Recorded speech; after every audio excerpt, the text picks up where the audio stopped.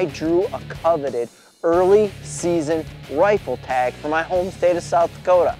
So I headed there to take advantage of these pre-rut whitetails.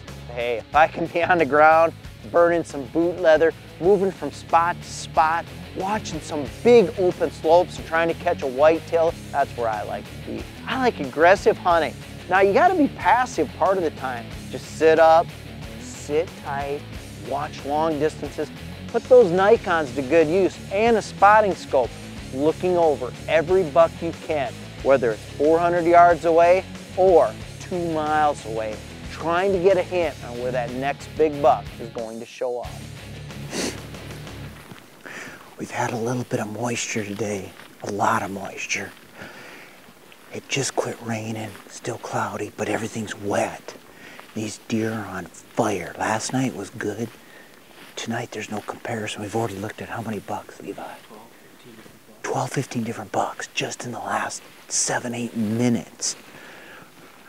We looked at a real good 5x4. We're going to see if we can find him again. He kind of sneaked past us.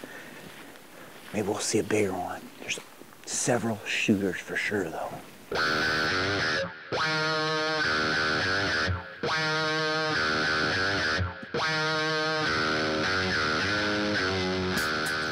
With our minds made up and a plan in place, we moved out slow and steady as we crept into the first big draw. There on top of a hill was a good looking buck. I hit the ground and started slithering up to get a great solid shooting position. And if you've ever worked a side hill as a deer's going down the ridge, you know what happens.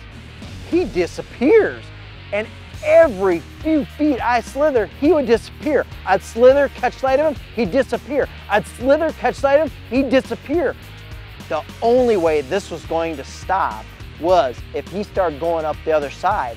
Finally, that buck stopped and I propped my rifle up as fast as I could.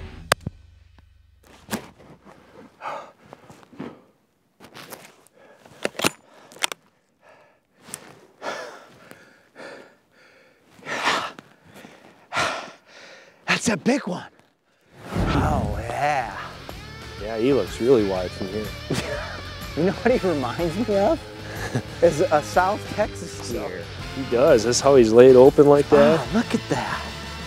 Oh, super wide. Nice big brows. Great hunt, man, as usual. Appreciate you coming again. Oh, it's always fun. it's all my pleasure. I could not imagine missing this hunt. It's fun. One More Thing is brought to you by Can-Am. The ride says it all. During hunting season, I rely on my Can-Am XT Commander here, not only to get me in the field, but to get game out. In the off season, or when I get home for a free weekend, it's all about doing ranch chores. Can-Am's Commander XT1000, 82 horsepower. That's enough power and torque to go from any hunting adventure, well, right back to ranch chores.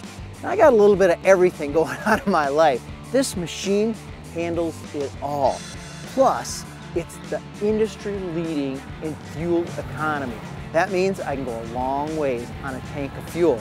Another thing I really like about this machine, it has an adjustable shock system. So I can set it to go over any rocky terrain and not even feel the rocks. And then if I need to put something heavy in here, maybe like a few elk quarters, well, I can set it up for that as well. And this cargo hold, you know, I was talking about how I could put some elk quarters in here. I can put a lot in there because it has a dual level cargo hold system. I can take the bottom out and it becomes deeper. Tree stands, elk quarters, you name it, this thing will take it with ease. Can-Am's dynamic power steering. It helps you steer through any tight turn, and even when you're in rough terrain, you're just not muscling it like you would with those old-fashioned machines that really don't have power steering. And I love the analog digital readouts of the gauge. I can just look right down and know exactly how my machine is working.